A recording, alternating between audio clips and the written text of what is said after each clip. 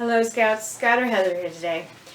Now, in today's video we'll be continuing with our Castaway elective for Webelos and Arrow of Light. Today's requirement is 2B. With your den, demonstrate 2 ways to treat drinking water to remove impurities.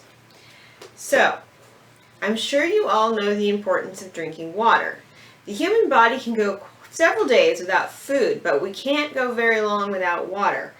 And becoming dehydrated can actually cause other problems. It can increase the symptoms of hypothermia or hypothermia. So it's very important we have water. Now here's a word you should know when you're going out to campsites. Potable.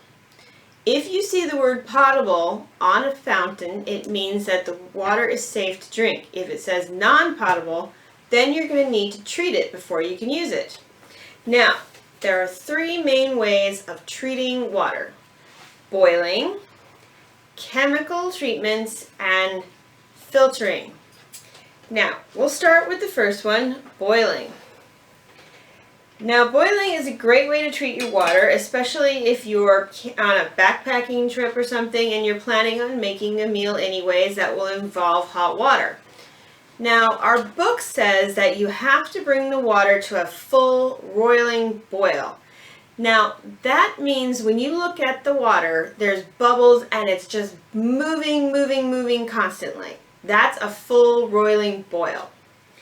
Now, again, the book says 10 minutes to kill germs, but according to the website for the Center for Disease Control, you need 1 minute below 6,500 feet or 3 minutes if you're above 6,500.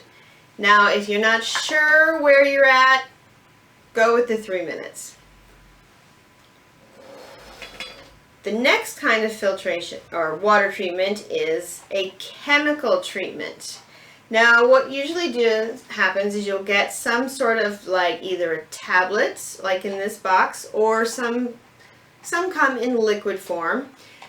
Be very careful you are reading the instructions on the box, because every type of treatment has a different amount of time that you have to treat the water for. This can go from anywhere between 30 minutes for the water to be safe to drink or up to 4 hours.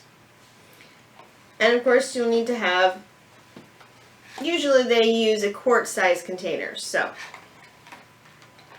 now the last type of water treatment is a filter. Now this is the one I have. You've got your filter up here and it just screws onto this bag. Now it can also screw onto most water bottles, and then you would just turn it over, squeeze the bag, and the water comes out. Now the nice thing about this one is if I'm just out by myself, I don't have to worry about squeezing it into anything. I could just drink straight from the sports top. If I'm trying to make a lot of water for a large group, this is going to take me a little more time. And there are others out there that you pump, and there are even some that work by gravity. They have like 2 bags and you'd hang them up in a tree and come back a little bit later and gravity would have pulled your water through your filter system. As I pointed out as I went, each system has its own pros and cons. Obviously, if you're trying to boil water, you've got to have a stove or some means of making fire, which might not be as convenient if you weren't planning on spending the night out in the woods. Again, chemical treatment.